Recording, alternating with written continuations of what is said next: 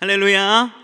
오늘도 하나님의 은혜를 사모하여 예배 자리 나온 모든 성도님들 가운데 주님의 풍성한 은혜가 차고 넘치기를 주님의 이름으로 축복합니다. 오늘은 시편 57편 1절에서 11절 말씀을 가지고 고난 속에서도 빛나는 하나님의 영광이라는 제목으로 말씀을 증거하겠습니다. 오늘 본문은 시편입니다. 개인적으로는 시편을 너무 사랑하는 사람 중 한 사람인데요, 종교개혁자인 존 칼빈도 시편을 가리켜서 인간의 모든 감정을 담고 있는 성경이다라고 표현할 만큼 우리가 공감하고 이해하고 또 은혜를 누리고 있는 성경이 시편이라고 할 수 있을 것입니다. 모든 66권의 성경이 다 의미가 있겠지만 특별히 시편을 허락하시고 우리에게 주신 이유, 또 많은 성도들이 시편을 통해서 많은 은혜를 누리고 있는 이유가 무엇일까요? 많은 이유가 있을 것입니다. 그래서 두 가지로 좀 요약을 해보게 되면, 시편에는 인간의 고통, 인간의 어려운 마음들이 고스란히 녹아있다는 점과 또 이 모든 상황 속에서, 그 어려움 속에서도 하나님을 결국 노래하고 찬양하고 있기 때문에, 즉 우리의 삶의 모든 문제를 공감할 뿐 아니라 그 우리의 모든 문제를 해결할 수 있는 성경이 시편이기 때문에 많은 성도님들이 사랑하고 읽는 성경인 것 같습니다. 특별히 시편은 노래인데요, 우리나라 사람들이 뭐가 많다고 하죠? 흥이 많다고 그러죠. 그래서 노래를 잘 부르는 그러한 소문이 나 있는 그런 나라 중 하나입니다. K-팝 열풍이 불 정도로 이제 한국의 음악성이 굉장히 주목을 받고 있는데요, 노래라고 한다면 보통 노래의 구성이 있습니다. 어떻게 되어 있죠? 보통 1절, 2절, 후렴. 신효원 찬양대 너무 잘 아시죠? 노래 구성이 보통은 그렇게 되어 있습니다. 오늘 본문이 시편이고 노래이기 때문에 1절과 2절과 후렴이 존재를 하는데, 1절부터 4절이 1절의 내용이라고 할 수 있고 6절에서 10절의 내용이 2절이라고 할 수 있고, 그러면 자연스럽게 후렴 부분은 몇 절이 될까요? 5절과 11절 부분이 오늘 시편의 후렴 부분이 되는 것입니다. 찬양을 부르다 보면요, 그 찬양의 의미와 배경을 알고 부르게 되면 굉장히 풍성한 은혜를 누릴 수가 있는데요, 찬송가 같은 경우도 우리가 그 작사가의 삶과 배경, 어떻게 그 가사가 쓰여졌는지를 듣고 그 찬송가를 부르게 되면 큰 은혜를 받을 수가 있습니다. 이것을 모르고 부르게 되면 그 풍성한 은혜를 덜 누릴 수밖에 없게 되는데요, 찬송가, 노래도 그렇게 되는데 우리가 읽은 이 성경의 배경과 그 흐름을 이해하고 읽느냐, 그렇지 않고 읽느냐는 아주 큰 차이를 가져올 수밖에 없습니다. 그래서 오늘은 시편과 오늘 57편의 배경을 먼저 살펴보고 1절, 2절 후렴에 담긴 은혜를 살펴보려고 하는데요, 조금은 딱딱하고 지루할 수 있는 시간일 수 있겠지만 말씀을 잘 배우고 누리며 풍성한 은혜를 경험할 수 있기를 주님의 이름으로 축복합니다. 우리가 시편에 대해서 먼저 한번 살펴보기를 원하는데요, 시편에 150편이라는 방대한 양이 존재하지만 그것을 여러 가지 주제로 모아보게 되면 한 7가지 주제 정도로 이 시편의 내용을 요약해 볼 수가 있습니다. 7가지 시편을 제가 소개를 해드릴 텐데 놀라지는 마세요. 여기에 나오는 걸 다 외우거나 공부하라는 의미는 아니고 이런 것들이 있구나 하는 차원에서 PPT를 보여드리면서 잠시 설명을 드리도록 하겠습니다. 찬양시, 탄원시, 회상시, 신뢰시, 감사시, 지혜시, 제왕시, 한 7가지 정도의 그러한 주제로 시편의 150편을 요약할 수 있는데요, 각각의 시편들은 한 가지 주제만을 가지고 있을 때도 있지만, 예를 들어 오늘 시편 57편 같은 경우 한 가지의 주제만을 가지는 것이 아니라 여러 가지 주제가 복합적으로 섞여서 또 노래하고 있는 경우를 볼 수가 있습니다. 목사님, 꼭 이렇게까지 좀 머리 아프게 복잡하게 성경을 읽어야 하나요? 라고 얘기를 하실 수도 있겠지만, 우리가 꼼꼼하고 섬세하게 성경을 관찰할 때 더욱 풍성한 은혜가 있을 줄로 믿으시기를 축복합니다. 오늘 본문 같은 경우는요, 탄원시, 힘들고 어려움을 호소하고 또 그럼에도 하나님을 찬양하고 그럼에도 하나님께 감사하는 이 감사시와 신뢰시 등 여러 가지 주제가 복합적으로 섞여 있는 그런 시편이라고 할 수 있겠습니다. 특별히 우리가 시편을 이해할 때 또 중요한 것은 시편에 자주 쓰이는 특징들을 좀 파악하는 것이 중요한데요, 여러 가지 특징들이 있겠지만 오늘은 2가지 정도를 특징을 소개를 하려고 합니다.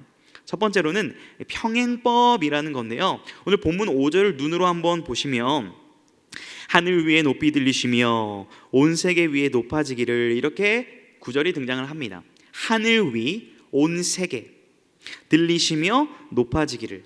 매우 비슷하고 거의 똑같은 것 같지만 약간의 다른 구절을 두 번 이렇게 나란히 반복하고 있는 표현을 시편에서 평행법이라고 합니다. 왜 이렇게 나란히 구절을 놓았을까요? 그 의미를 강조하기 위해서입니다. 하늘 위에, 온 세계 위에 하나님이 모든 세계 가운데 높아지기를 간절히 원하는 그 간절함을 강조하고 있는 것이죠. 또 자주 등장하는 표현법 중 하나는요, 비유법이라고 하는 것입니다. 오늘 본문 4절을 눈으로 보시게 되면 이런 구절이 있습니다. 사자들 가운데서 살며 불사르는 자들 중에 누웠다. 그들의 이는 창과 화살이요. 이런 표현들이 있습니다. 사자들 가운데서 살고 있고 불사르는 자들 가운데 누웠다. 동물원에서 살고 있는 걸까요? 사자들 가운데서, 혹은 불을 지르는 방화범 가운데서 누워 있는 걸까요? 그런 표현들이 아니라 이것을 비유적으로 표현한 것이죠. 사자들처럼 사납고 불사르는 자들처럼 굉장히 난폭하고 그들의 치아가 창과 화살 같고 그들의 혀는 칼 같은 악독한 자들과 함께 있는 것을 비유적으로 표현하고 있는 것입니다. 매우 지루하고 어려운 시편 공부를 간략히 마쳤는데요, 이제는 우리가 본문 57편에 좀 집중하기를 원합니다. 오늘 본문 시편 57편의 제목을 보게 되면 성경에 어떻게 나와 있죠? 이렇게 제목이 성경책에 보면 붙어 있을 것입니다. 다윗의 믹담시, 다윗의 핵심 신앙이 담긴 신앙 고백이다라는 거고요. 알다스엣은 무엇이죠? 음악적인 용어이기도 하고 멸망시키지 마십시오라는 의미가 담기기도 했습니다. 즉 사울을 피하여서 굴에 있을 때에 하나님의 은혜와 자비를 구하며 노래를 불렀던 그 노래 가운데 다윗의 핵심적인 신앙이 담긴 시라고 할 수 있습니다. 여기에서 굴은요, 아둘람 굴이거나 엥게디 굴 둘 중에 하나를 가리킬 텐데요, 감사하게도 2019년에 이 굴을 다녀올 기회가 있었습니다. 매우 좁고 아담한 저도 들어가기에 매우 작고 기어가야 하고 습하고 어둡고 소리를 내면 동굴이 울려서 적들에게 금방 적발되는 그러한 동굴 속에서 부른 노래라는 것입니다. 우리가 잘 알지만요, 다윗은 잘못을 한 적이 없습니다. 물론 밧세바 사건 이전의 말입니다. 사울에게 질투와 시기를 당해서 다윗은 도망자 신세로 분명 왕이 될 것을 약속받았음에도 불구하고 죽임을 당하는 것을 피하는 신세로 전락했던 것을 알 수 있습니다. 즉 이유 모를 억울한 고난 가운데 있었던 다윗이 오늘 하나님의 영광을 바라보고 노래할 수 있었던 이유와 비결이 무엇일까요? 우리가 오늘 말씀을 통해서 그것을 확인하고 묵상하여 우리 가운데도 풍성한 은혜가 될 수 있기를 주님의 이름으로 축복합니다. 우리가 먼저 1절부에 나타난 고난 속에서도 빛나는 이 간절함을 함께 묵상해 보도록 하겠습니다. 우리 본문 1절을 다시 한번 읽어보도록 하겠습니다. 하나님이여 내게 은혜를 베푸소서, 내게 은혜를 베푸소서.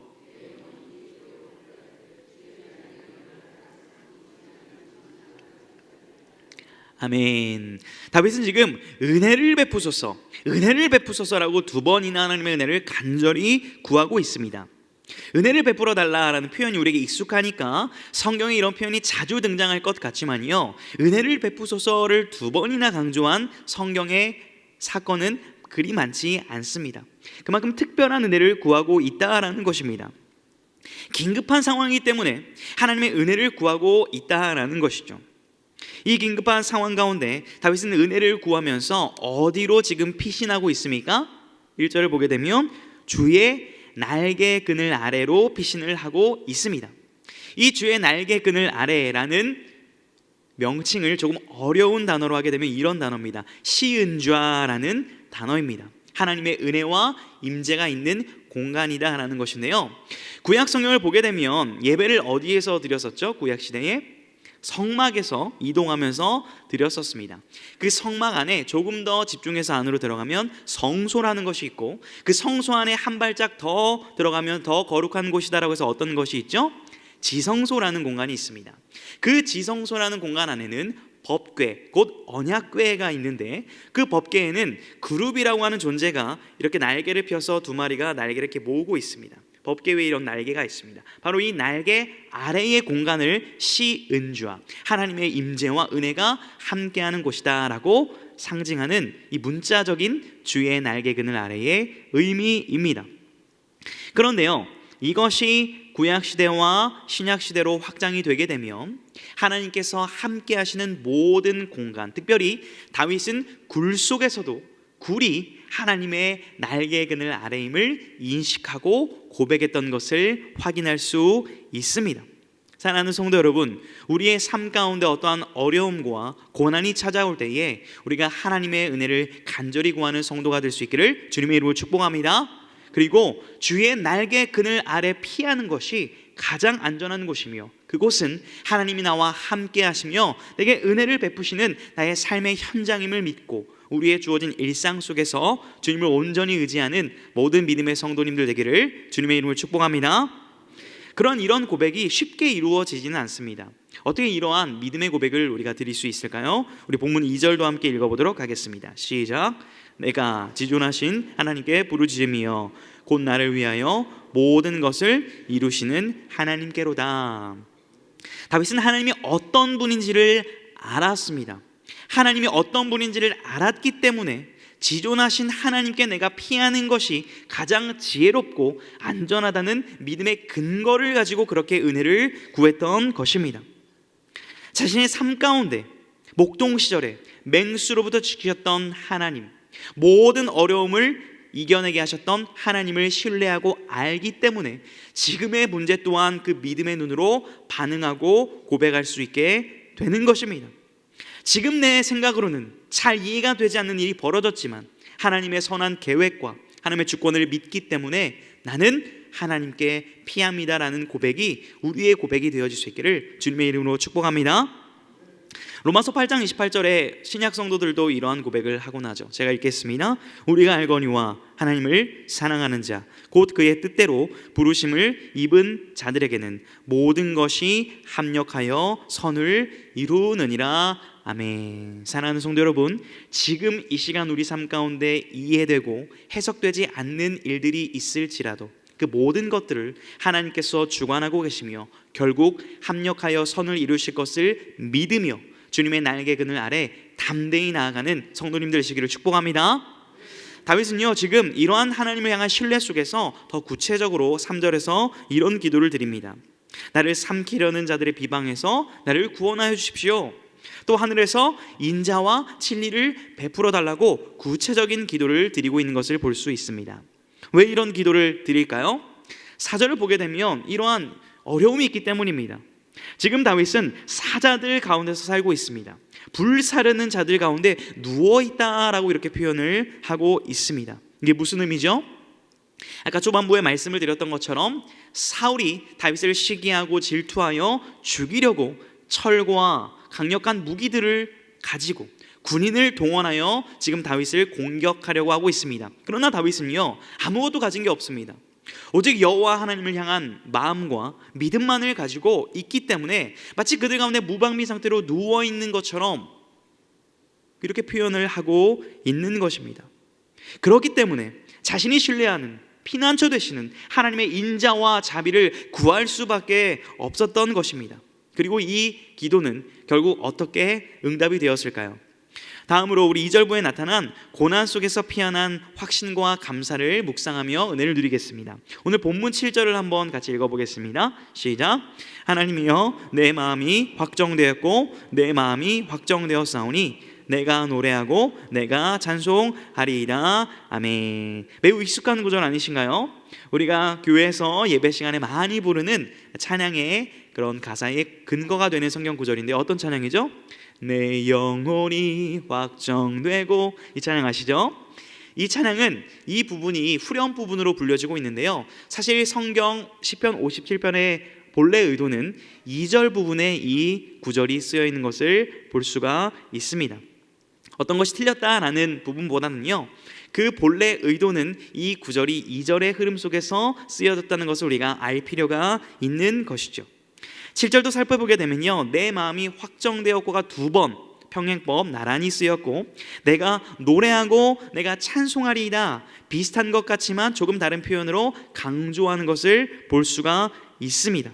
정말 하나님을 향한 확신을 가지고 하나님께 감사를 드리는 모습을 강조하고 있는 것이죠.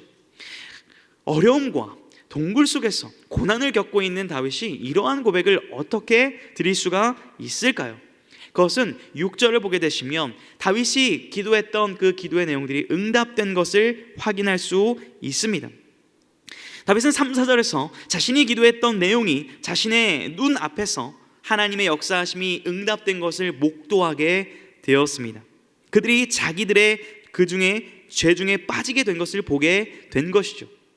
역사적인 배경으로 보게 되면 사울은요, 이 엔게디 굴이라는 곳에서 다윗을 쫓다가 자신의 뒷모습을 다윗에게 노출하게 되죠. 용변이 급하여 용변을 보다가 무방비의 상태로 다윗에게 뒷모습을 노출합니다.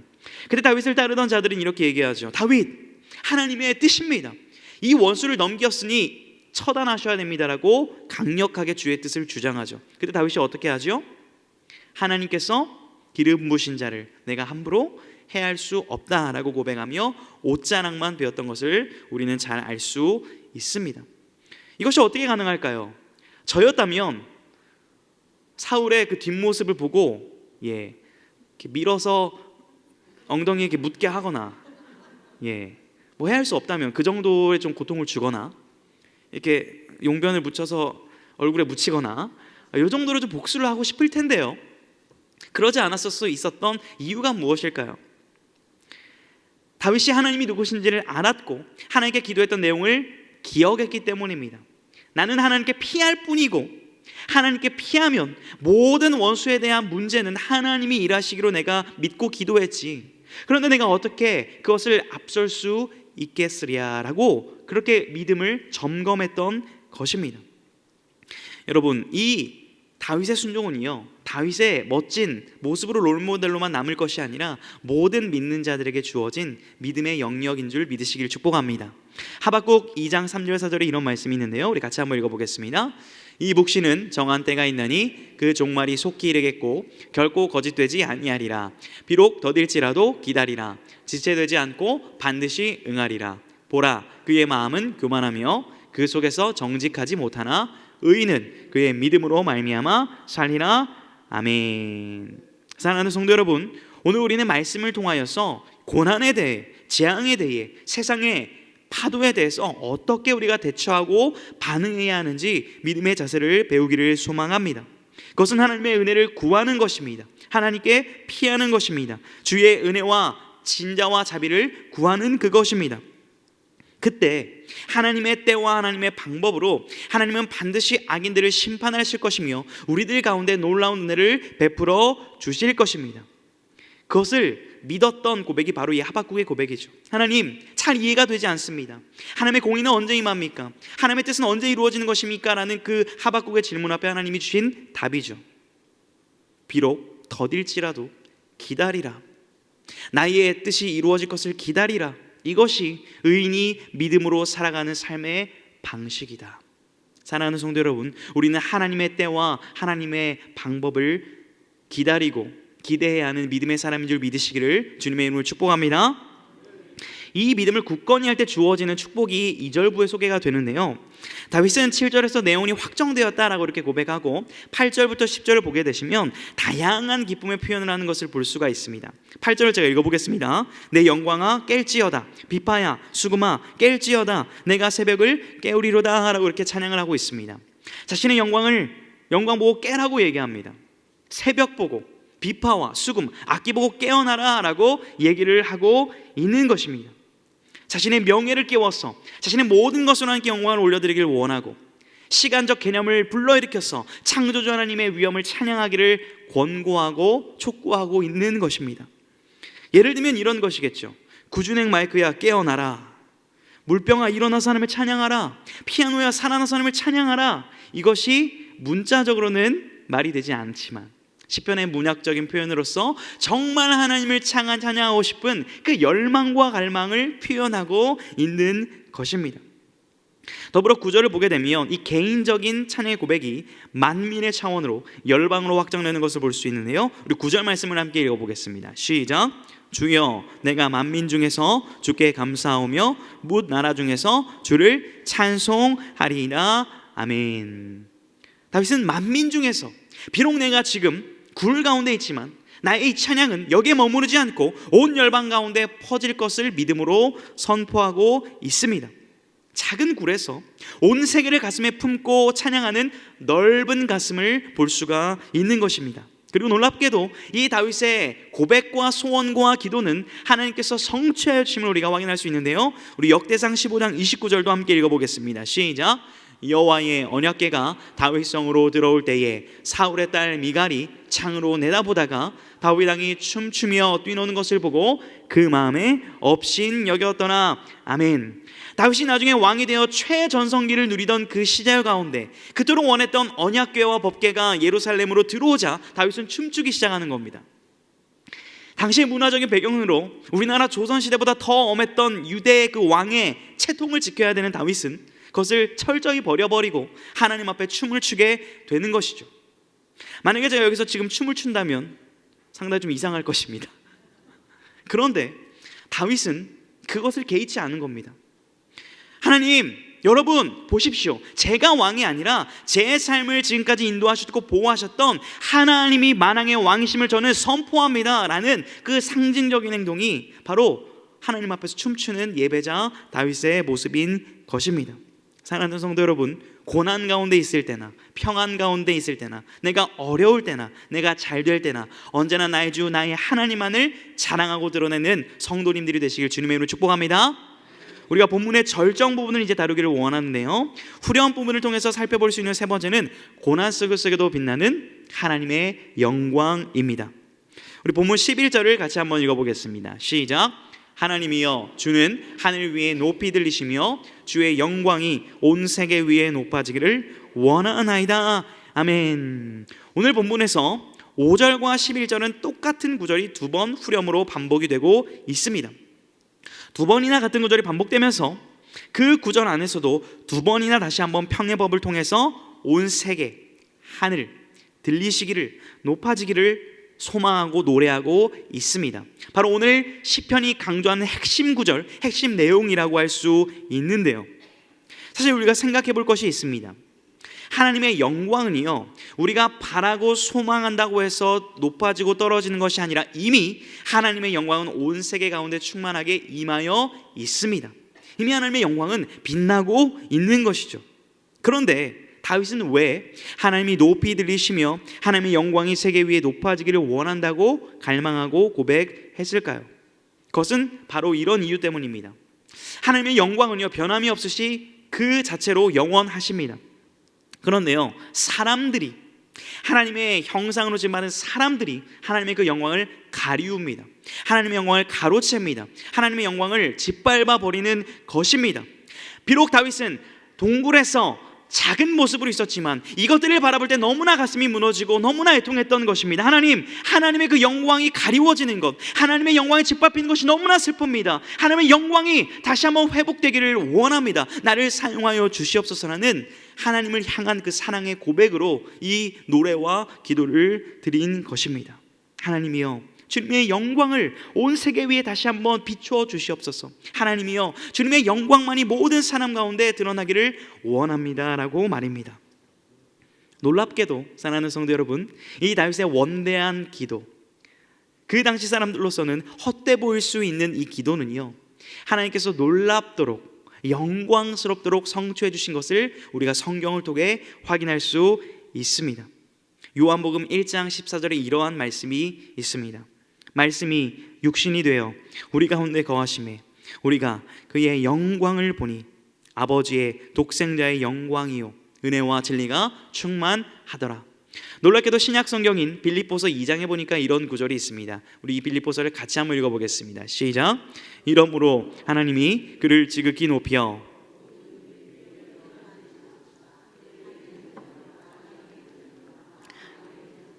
모든 무릎을 예수의 이름에 꿇게 하시고 모든 이름으로 예수 그리스도를 하나님 아버지께 영광을 돌리게 하셨느니라. 아멘. 사랑하는 성도 여러분, 다윗은요 시편에서 아주 자주 주라는 고백과 함께 그 주가 여호와 하나님을 나타낼 뿐만 아니라 메시아, 그리스도, 성자 하나님이신 예수님을 향하는 고백을 드렸음을 우리는 확인을 할 수가 있습니다. 그런데 그토록 다윗이 대망했던 메시아 주가 역사의 한복판 가운데 나타나게 되었으니 바로 골고다 언덕이 십자가에서 우리 주 예수 그리스도께서 나타나신 사건입니다.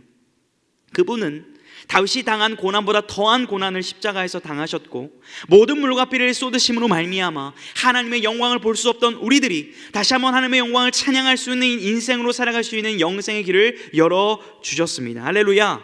사랑하는 성도 여러분, 우리는 이 사실을 알고 누리는 자들이 아닙니까? 그렇다면 혹시 우리의 삶 가운데 답답하고 억울한 일이 있으실 때, 혹은 평안하고 정말 좋은 일로 가득하실 때 누구를 바라보고 누구를 생각하며 살아가시겠습니까? 부디 원하옵기는 십자가에 달리신 우리 주 예수 그리스도만을 바라보기를 주님의 이름으로 축복합니다. 죄 없으신 그분이 고난과 고통을 당하심으로 말미암아 우리를 구원하시고 우리를 살리심을 믿는다면 모든 상황 속에서 어려울지라도, 내가 그러한 처지가 아닐지라도 하나님의 영광을 꿈꾸며 사모하며 드러내기를 갈망하는 멋진 하나님의 자녀의 삶을 살아가시기를 주님의 이름으로 축복합니다. 개인의 상황이 그럴지라도, 비록 한국교회 상황이 이럴지라도, 비록 나라가 어려울지라도 우리는 이런 상황 속에서도 우리 주 예수 그리스도를 바라볼 때만이 하나님께서 그 사건을 통하여, 그 믿음을 통하여 놀랍게 역사하시고 놀라운 은혜를 베풀어 주실 것을 신뢰하며 나아가야 될 줄로 믿습니다. 하나님의 주권과 하나님의 영광을 신뢰하고 바라보며 사모하는 그런 하나님의 자녀들이 되시기를 주님의 이름으로 축복합니다.